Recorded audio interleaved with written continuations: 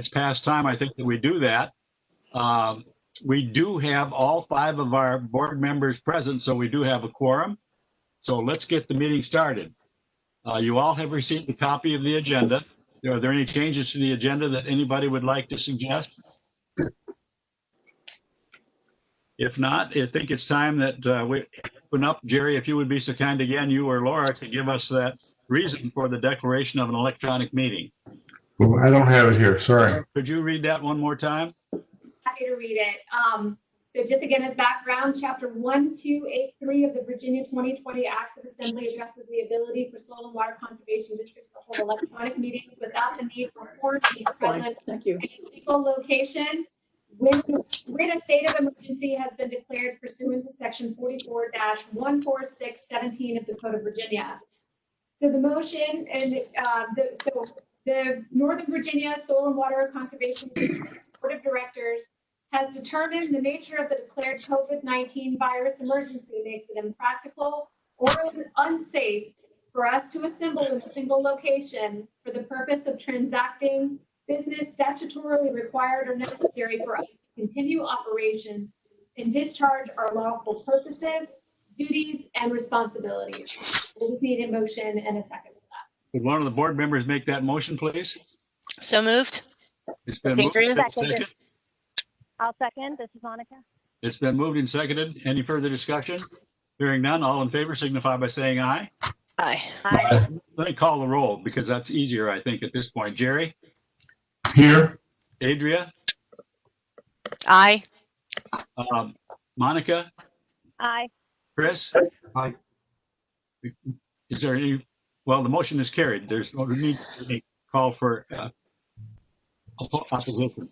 By the way, I see Elaine Tholen just joined us, and we're pleased to have her on.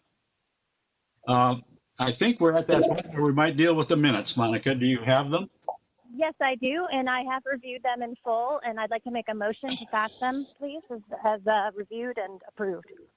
We've all received the minutes, and there is a motion to approve the minutes as presented. Is there a second? I'll second. This is Adria. Adria seconds. All in favor signify by saying aye. I'll do it that way. Monica, This is Adria, aye. Sure. Aye. Anybody opposed, say nay. Motion carried. All right, we're down, I think, Chris, to the treasurer's report. Thanks, John. I've reviewed both the treasurer's report for June 2020 and the first quarter of fiscal year 2020, and find them acceptable and approved for filing an audit. I'd like to mention that Heather and Laura did an amazing job with the unenviable task of returning about $10,000 in small checks for seedlings sales that had been received, plus about $3,500 in rain barrel and composter. And I just would have hated to do that job. You know, $20 a time to get up to $10,000. That's a lot of work, and thanks very much to Heather and Laura, and the disappointing part that we missed the seedling sale. Yeah, it is, and good note, Chris. Before I go ahead and receive the report and file it, is there any board member that would like to discuss any aspect of the treasurer's report? Hearing none, the treasurer's report will be received and filed for audit. Now I think we need to talk a little bit about the last TRC meeting, Adria. Yes, exactly. We had a great TRC meeting, and I just want to say, for those folks who are unaware, I say this with great sadness and a heavy heart that Christina is going to be leaving us, and I will really miss having her as at our TRC meetings.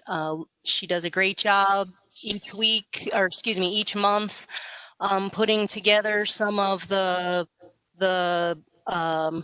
applications for funding, and she does an excellent job presenting them. She's going to be going to grad school full time, and she will be missed terribly. So I wish you well, and I really, I know grad school is going to be full time for you and a challenge, but I know you're going to take it head on. So, you know, I wish you the best. So I just wanted to start off with that. And I know we're all going to miss you. And I've known Christina since she was an intern with us when she was at George Mason in the Prince William Extension office, and she has grown professionally. So wonderful to see her to grow and move on with her career. So thank you, Christina. Okay. That motion. And I'll second that motion. Okay. And we all All support. right. So, excuse me. So we went through one of the CAP watershed project applications for Hickory Vale Farm Association. Christina presented that. There were a few suggestions for changing tree species from the sugar maple to black gum or sweet gum from Jim McGlone, but otherwise, and some recommendations to be consistent with MSMD's requirement to have no tree placed on a dam within 10 feet or within 10 feet. So I will make a motion to approve the CAP watershed project at Hickory Vale Farm Association pending agreement by the community to make the recommended changes. We've heard the motion. Is there a second? Second, Jerry. Moved and seconded. Any further discussion? Hearing none, all in favor signify by saying aye. Monica, aye. Jerry. Opposed, say nay. I can see you all, so I can just call it this way, I think. The motion carried. Okay. Our next one is about reimbursements, Chairman. The Virginia Conservation Assistance Program has some 4 completed projects that will get their reimbursement. Christina noted that all the projects came within the expected budget. It was also noted that several of the completed projects were recognized as nice applications to resolving the resource concerns, FYI. So all of these projects that we listed and reviewed last week, I'm going to make a motion to approve the reimbursement of CAP projects. And all of these start out with the same number, 21-2020-021, 020, 014, and 019. And I'll make a motion to approve the reimbursement of those projects. We have the motion to approve those CAP projects. Is there a second? Monica, Chris, second. There is a second. I see Jerry. I think you got Monica Johnson. Monica, too. It's been moved and seconded. In order to do it so it might be a little more clear for somebody taking notes, I will actually call the roll and say aye. If you approve, I'll start with Adria. Aye. Jerry, Aye. Monica, Aye. Chris. Aye. No need for any nays. The motion is approved. Okay, the next thing that we discussed in the TRC meeting, Chairman, was the basically program year 2021 is coming upon us. We have right now 16 site visit, excuse me, 16 site visit applications that have been received as of July 19th. And we went through discussion of narrative and picture ranking the criteria for the pictures, quality of pictures, etc., clarity of problems, water quality effect, environmental benefits, the demonstrated need, and the description matching the resource concern. Those were the top 5. We also did we also had a discussion about environmental benefits, and then also several other discussions about targeted communities.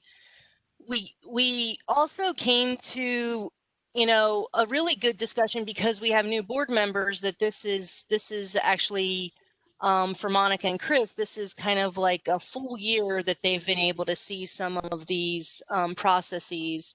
So I think that it was a good discussion that we have have gone through one full program year with our two new board members, and I'm going to make a motion to approve the program year 2021 Virginia Conservation Assistance Program narrative and picture ranking criteria and the refined priority and targeted community locations, specific based on need, based on location, based on the water quality or the need of that watershed, the stress on that watershed area, and then also other equity issues within the county. So make that motion. We have a motion. Is there a second? I'll second. This is Monica. Monica seconds. Is there any further discussion? All in favor? Again, I'll call the roll. Adria? Aye. Jerry? Aye. Monica? Aye. Chris? Aye. No need for any nays. The motion is approved. Okay, the next part of our discussion was Charles Smith was really going over the Long Branch Central Watershed Management Area project, and this was more for our information. There is no motion that I know of needed on that project. Laura, can you share with me if I'm wrong? But it was just an education informational session that Charles shared with us. And is Charles with us today? Thank you so much for that time that you shared with us and your talents. He may not be on. I don't think so. Laura, do we need to make any motions there? No, that was just informational. This is there's an explanation of the project in the summary report, but it is something that we are partnering and a stakeholder with Public Works in terms of that project. And this may be something that Katie might want to share a little bit later as she shares her report. But it's an exciting endeavor and look forward to participating. Okay. I can read the top four, the goals of the project, if you wanted me to share that. Why don't you? The notes. Okay. Charles noted the focus of this particular subwatershed is due to benthic total maximum daily load, for which Fairfax County is solely responsible for the waste load allocation reductions. He noticed that the largest project of this type in Fairfax County that is taken on, and the project has three primary goals, including achieving the target waste load allocation for the Long Branch Central section of the Accotine TMDL, providing long-term stability and having low maintenance, improving water quality within the Long Branch Central watershed, and improving habitat and environmental health, and in so many ways an ecological lift. The project includes assessing approximately 8 miles of stream with 100 outfalls and a mixture of public and private maintained stormwater facilities. And he anticipates the effort will result in the restoration of approximately 6 miles of stream, 75 outfalls, renovate county maintained stormwater facilities. I'm really excited for the project. It's huge. The map was huge on this, and I really appreciate his time. So with that, I don't have anything more, Chairman Peterson. Thank you, Adria. Does any other director or anybody else have any questions of Adria at all? If not, I would just mention, since Christina is next on the program anyway, that on behalf of the board and the staff, I did send Christina last night a thank you note and a farewell note on behalf of the board. So she'll get an official note. She got it by email. She'll get one in the mail too. Christina, we really are going to miss you. So you're up, I think, next with our Environmental Improvement Program proposal. Yeah, so I believe you all received the proposal via email. And as you all know, our funding for FY21 was unfortunately cut from the budget for the CAP Energy Program and the CAP Watershed Program. So we will be looking at reapplying for FY22 to help sustain both of those programs into the future. The elements of the proposal have remained mostly the same, just a few minor changes to numbers, a number of site visits, and just, updating all of that stuff. So Not much has really changed. Laura, I don't know if there's anything important that I'm missing, but for the most part, we're just gonna put in the proposal again and see what happens, and hopefully it doesn't get cut next year. This is the consistent with what we've put in before, and we were encouraged by the Office for Environmental and Energy Coordination to apply. And so we want to explore this opportunity with them. And but again, just as Christina was mentioning, there's no real change. We're requesting the $37,500 for the grants, the CAP grants that we would be providing to homeowners associations, civic associations, and places of worship, and then the $37,500 for a position. So that's it. Anything else? No. Well, Laura, since we have Christina trapped here, did you want to say anything about her? I do. Can we hold off to the executive director's report if that's okay? We certainly can. Okay. Because now it's the executive director's report time. Well, I just want to make sure that we make the motion for authorizing staff to be able to submit the proposal to the OEEC for the. Would one of the directors make that motion, please? That's a proposal authorizing the proposal Christine was just talking about. Correct. Oh yeah, I would move. Moved by Jerry. Is there a second? I'll second. Adria seconds. Is there any further discussion? Hearing none, I'll call the roll once again. Those that want to approve, say aye, please. Adria? Aye. Jerry? Aye. Chris? Aye. Monica? Aye. No need for any nays. The motion is approved. All right, Laura. Hey, all right. Well, you'll have to humor me for just a little bit because I've got a little bit longer of an executive director's report this month because there's been a lot going on. But as John was saying, and as we've heard from numerous folks, we are very sad to have one of our important team members departing this month, and so I wanted to just sort of share a few remarks about Christina's time with us and share a few of her outcomes and the work that she's been doing and has helped to inspire as well within Fairfax County. But so forgive me, I'm going to read because it's just helpful for me to keep my thoughts straight. But Christina joined the district as a fresh graduate of George Mason University in June of 2017 as a limited term employee to support the VCAP program.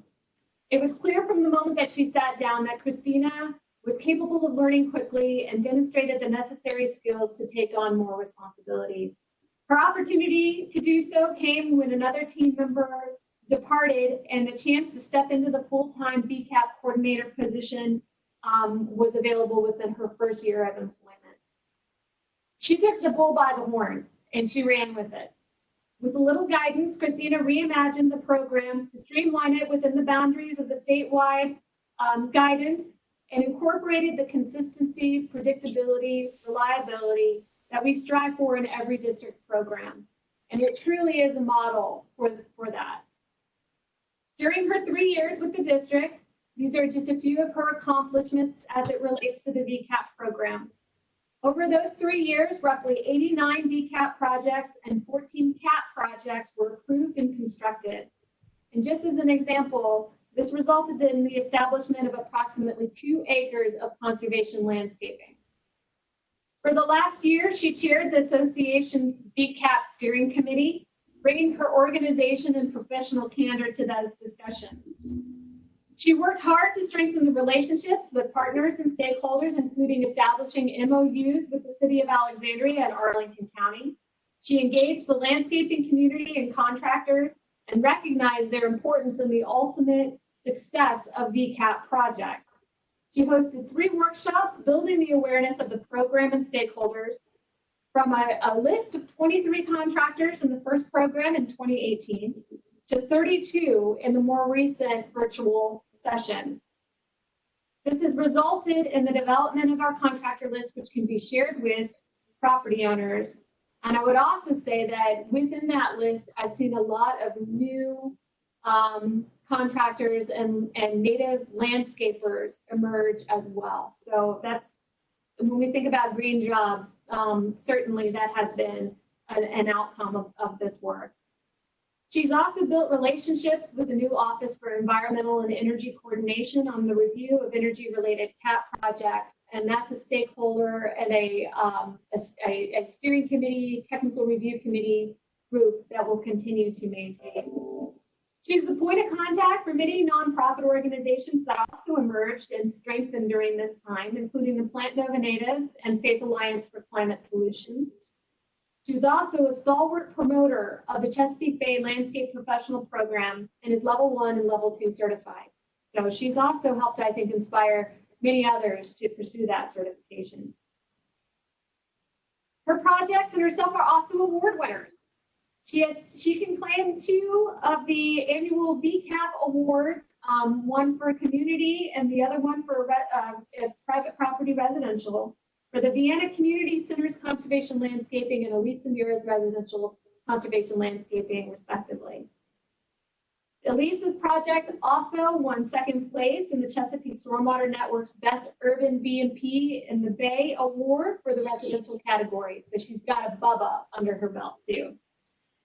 And if that weren't enough, she decided to go back to school and in the last year, and was recognized this past winter with a scholarship, the Wilkie Chapin Scholarship, for the potential leader that she is, and to support those endeavors.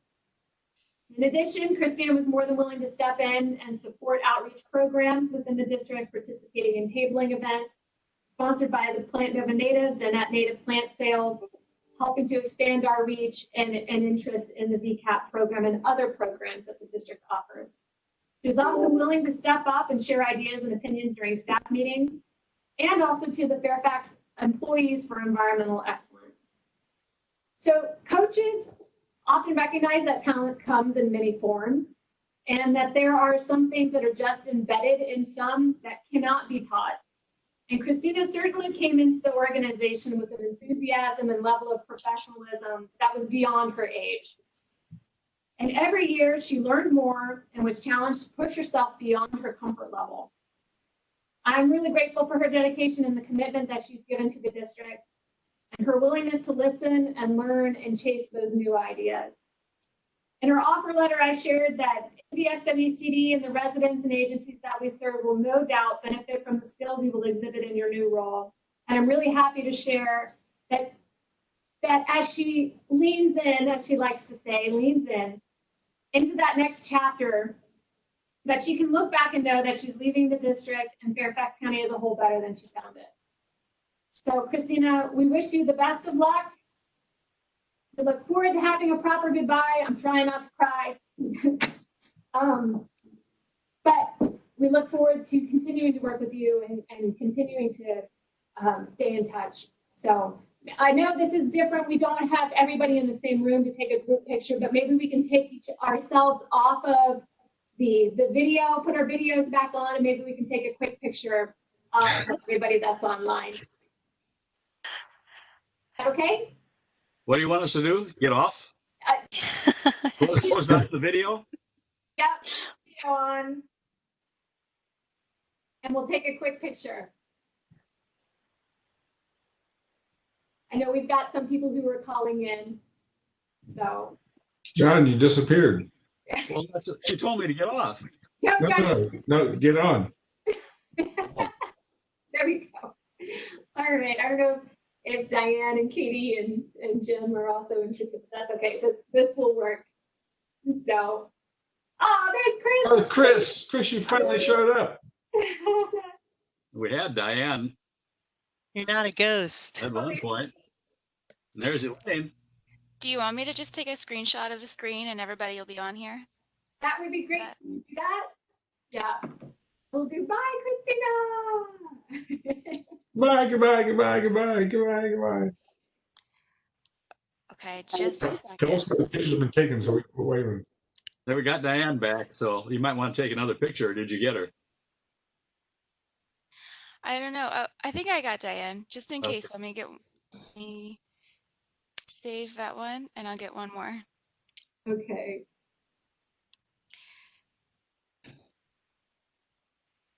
It's a picture, so we can't see you waving, but I enjoy your enthusiasm. Okay. Well, thank you. Laura, you're Yeah. still on, I think, with your executive director's report. Well, I've got a few more things that I wanted to share, if that's okay.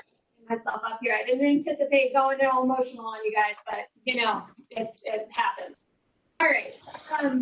I did want to also just mention that you did receive staff reports in your board package, and so I just wanted to highlight a few things that have been happening, and then share a couple of other things as well. I hope you'll take a good hard look at Ashley's report, which shares a number of the different things that are happening with the outreach and education programs, including the outcomes of our recent sustainable garden tour, where there's some wonderful graphics that she's pulled together to kind of highlight some of the different, again, outcomes of the garden tour and our impact that has had, which includes 538 hours of participation, which is pretty significant. So that's pretty amazing. Again, our garden tour this year was virtual and was throughout the month of June, and really was a great way of being able to broaden our reach,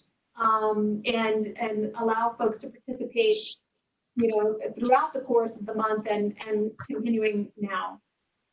I did want to mention that we are moving forward on reviewing moving forward on the actuarial studies for the Virginia retirement system, and Heather is taking the lead on that for us.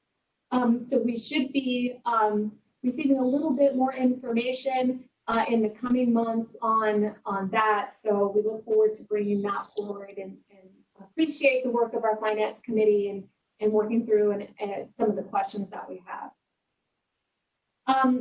In Willie's report, you're going to see that he has been working with a community garden. As you all might recall, that the Fairfax County revised their community gardening policy, and one of the things that is offered is to work with the Soil and Water Conservation District on the development of the Soil and Water Quality Conservation Plan as those gardens are being developed, so that they can be put in place in the right way, and have a good start, so that there's no erosion and sedimentation concerns. The Arlington Soil Compaction Study is ongoing right now. Maria and Dan have been weathering the heat and the storms and everything else that the last couple of weeks have thrown at us, collecting data, and they do hope to wrap up fairly soon, and I hope that we may be able to bring some of that information to you in terms of the results of that study in September or October of this month. I also wanted to mention that the VCAP program opened on July 1st, and one of the things that Christina did last week at our TRC meeting is that within those first few weeks, we had about 16 applications that have come in. So we do anticipate that there is going to be a mad rush before the deadline, which is typically what happens. But stay tuned. I'm really glad that we have the pieces in place to be able to make some of those decisions.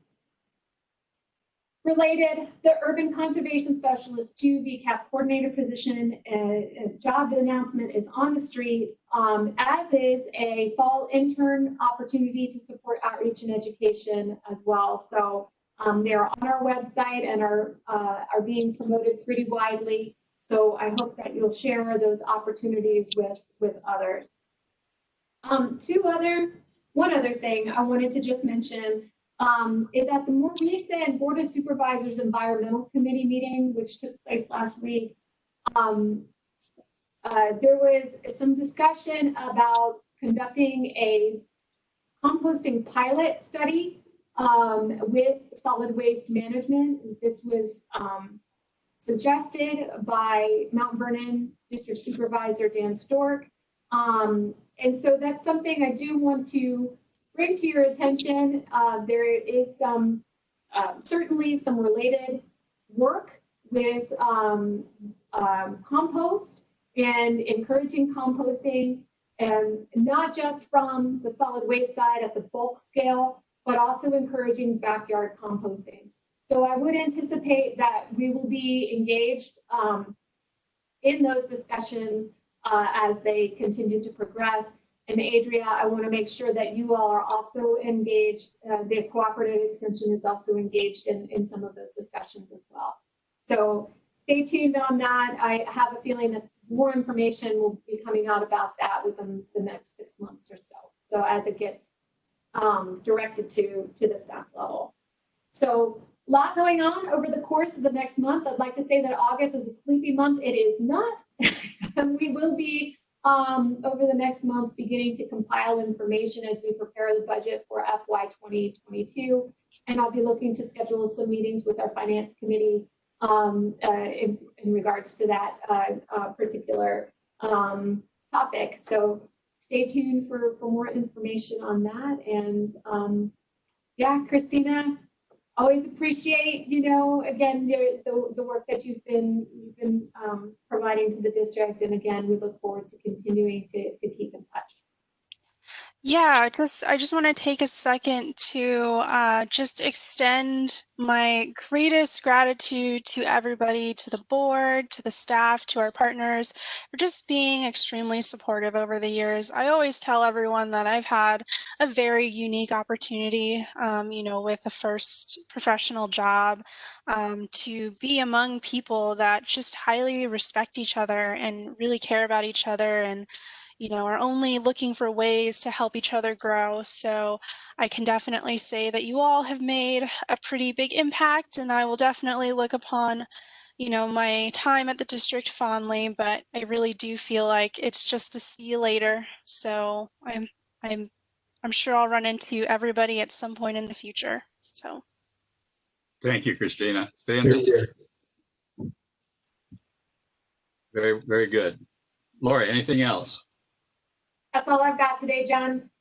I forgot. I guess I shouldn't have, but I did. Jerry, do you have anything from your forestry duties? Tree Commission. No, we haven't had meetings. Jim, help me fill in here. I really haven't thought about this. Is there anything going on that we need to bring up here? Well, just to keep them apprised of what the Tree Commission is doing. One of the big issues we're facing right now is back in February of 2019 as part of the Green Initiative. Item number 5 directed the Tree Commission to investigate low cost and no cost options for tree planting in Fairfax County. And we are working back to the board on that. That took up a bit of our meeting, our meeting in July, and I think we're going to meet again in August to talk more about it. So that's a big issue that we are looking at. We are talking about doing the Friends of Trees Award, but we haven't really figured out how that's going to happen. If anybody on the board here has someone they want to nominate for a Friends of Tree Award, that nomination needs to be in by August 1st, I think. That's soon.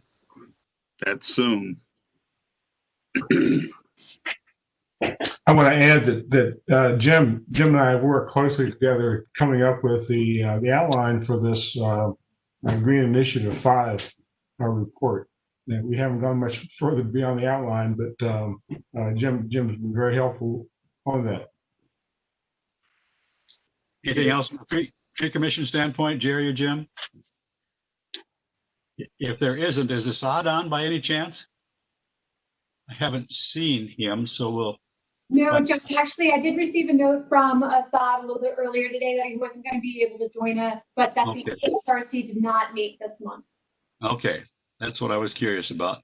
Do any of the directors have any questions they'd like to ask of Laura on the executive director's report? I would mention that we did receive all the staff reports, and when we do any of the directors or associates have anything else they'd like to bring up at this point?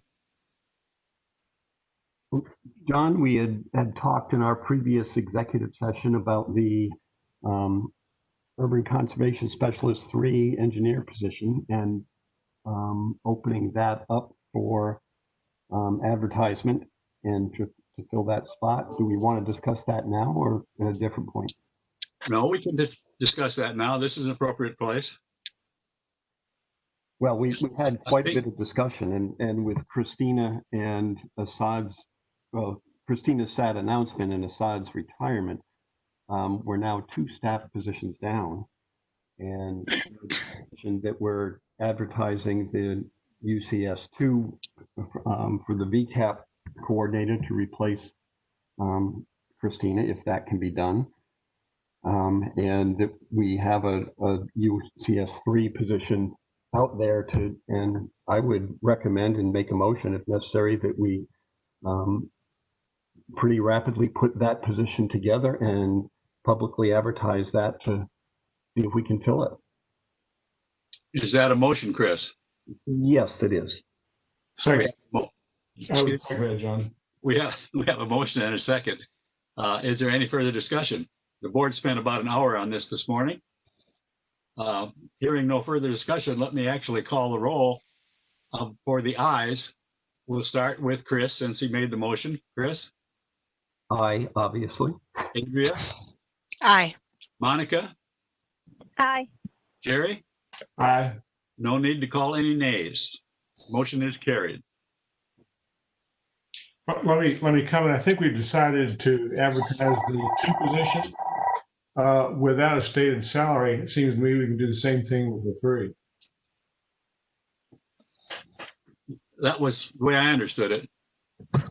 The rest of the board, I think the same way. I'm seeing some heads nod. Yes, I agree. Okay. Anything else, Chris? Or any other board member for that matter? If there isn't anything else, we'll start with some of the partners, and I'm going to go kind of in reverse this time. We'll start with the Department of Forestry. Jim?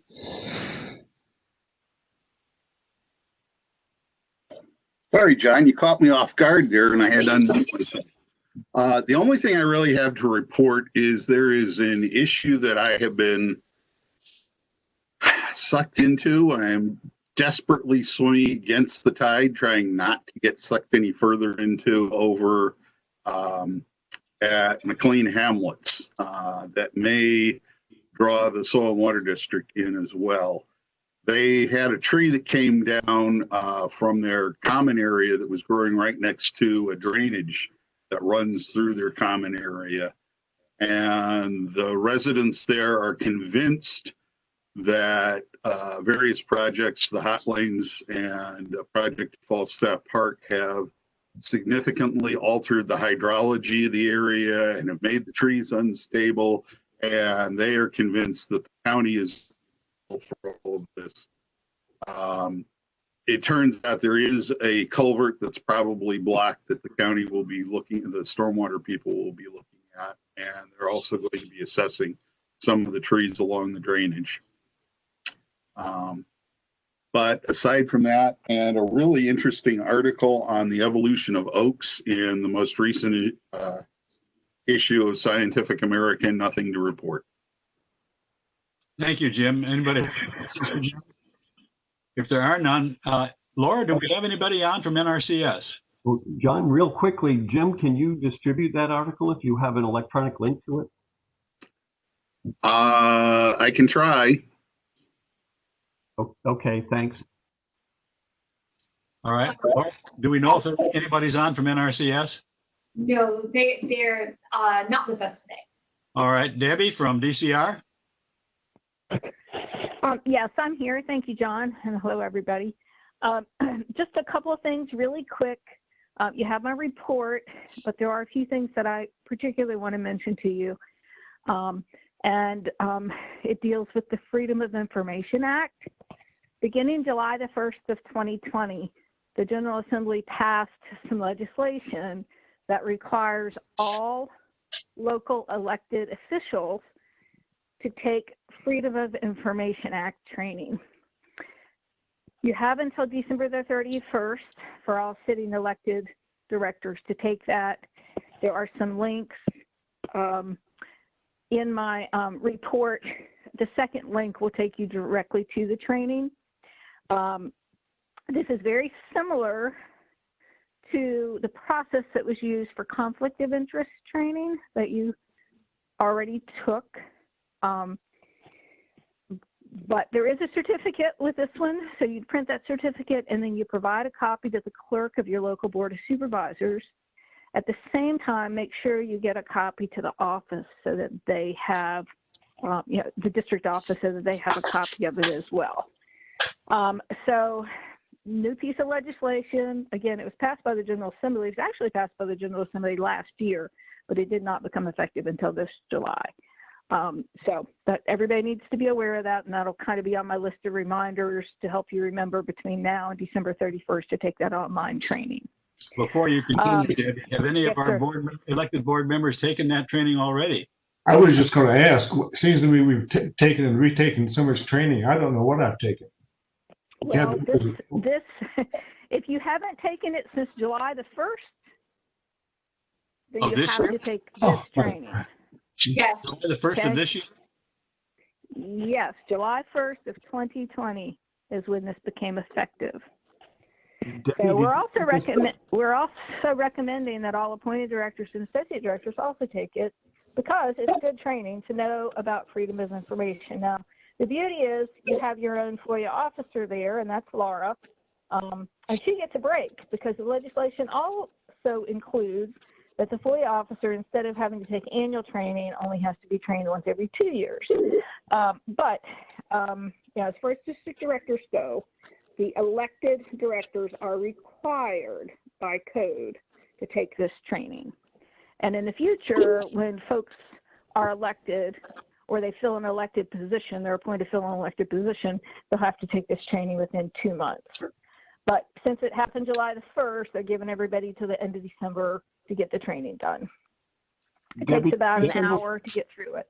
Debbie, this is John. I would just encourage all of our directors to take it. I've taken it 2 or 3 times, I know, but I'll do it again. Debbie, did you send a link to that out to us? Yeah, it's in my report. So Okay. if you look in Heather's report, she had attached all of her reports there together. There's 2 links that are highlighted. The second highlighted link goes directly to the training. Okay. So Welcome everyone, and make sure that that link is at the top of your inbox as well. And I would recommend, just like we did with the FOIA training, if you send it to me, I will make sure that it gets to Jill, the clerk, to the board of supervisors, and then that way we've got the complete record. So I'm happy to do that. Thank you. Oh, great. Debbie, do I understand this training is online and it takes about an hour? Correct. Oh, okay. So you can do it with your bourbon or your slippers, whichever you choose. Okay. But there is a place to print the certificate. Remember, with FOIA training, you couldn't print the certificate. So you kind of had to do a screenshot or something like that. So there is a way to print the certificate. Let's see, other things from my report. The Area 2 will be having their legislative conference call on August the 5th. So if anybody is interested in participating in that, the call-in information is in my report down under dates to remember. Jim, our Area 2 chair, has sent out to the member districts the items that he's gotten in from everyone. Most of them seem to be kind of the regular types of topics, like increased funding for VCAP and maintain level funding for operations and dam rehab. And then Thomas Jefferson had one that was different, and for the life of me, I can't remember exactly what it was, but they had one that was a little different. But the Area 2 legislative call will be on August 5th at 8:30 in the morning. And the call-in number is also in my report. So if anybody's planning to participate, it's always not, I mean, it's great to have more than one director, but you really should have at least one director on that call to speak for your district. Deb, I always participate in that, and any other director that wants to is welcome. And Laura too. Great. The Association of Conservation Districts, they are still planning to conduct their annual training at Graves Mountain Lodge on August 18th through the 20th. They're taking registration now.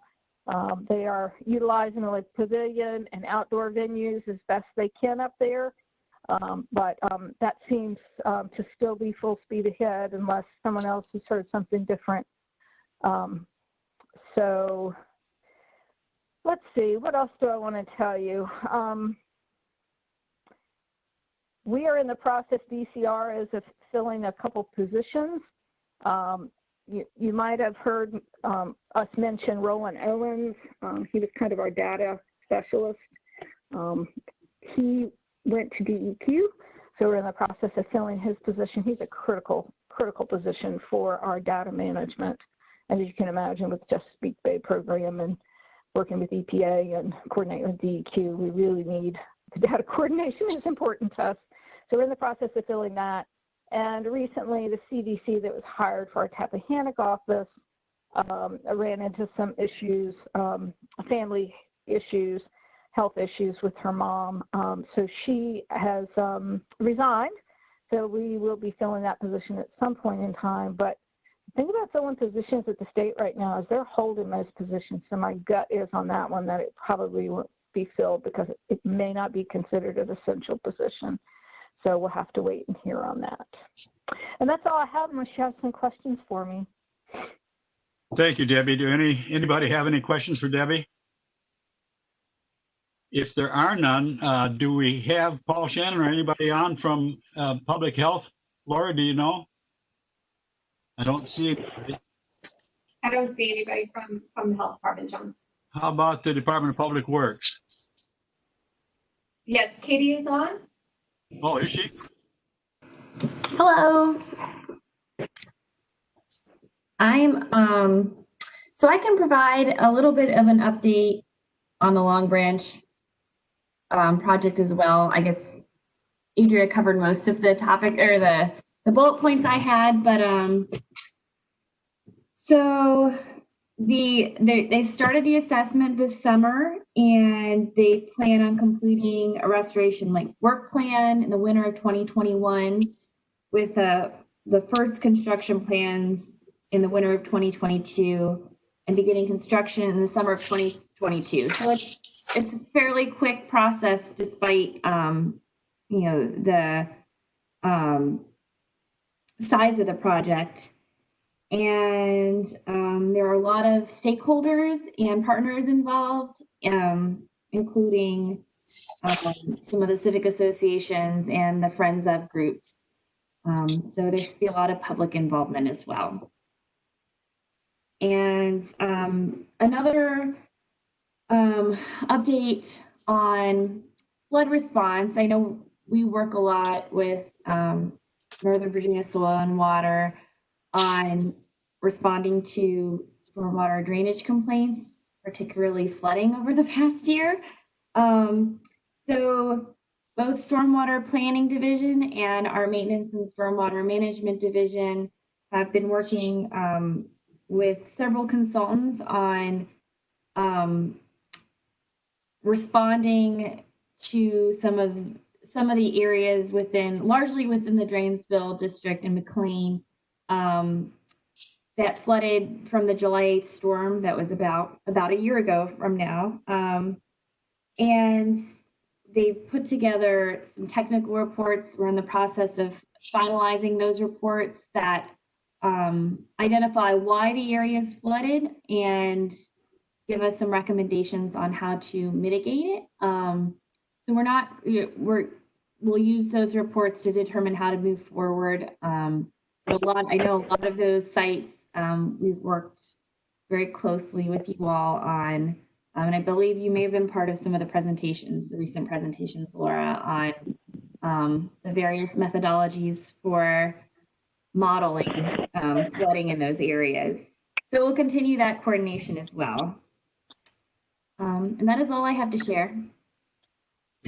Thank you. Anybody have any questions? Katie, I would have, this is Jerry. One of the points that Charles made to our technical review committee last week, I thought was very interesting, and I want to repeat it for other people who weren't there. And that was that this project in Long Branch is emphasizing, because the TMDL that was violated with benthic macroinvertebrate, that the TMDL is emphasizing the benthic habitat in the watershed, and retaining water within the upper reaches of the watershed over what had been prior in the past, which is hardening the channel. I think that change in emphasis is telling, particularly in urban watersheds like Aquitaine Creek watershed, the Long Branch is in. So I think that's a real change, and I'll be fascinated to find out how that works out over time. So keep us posted.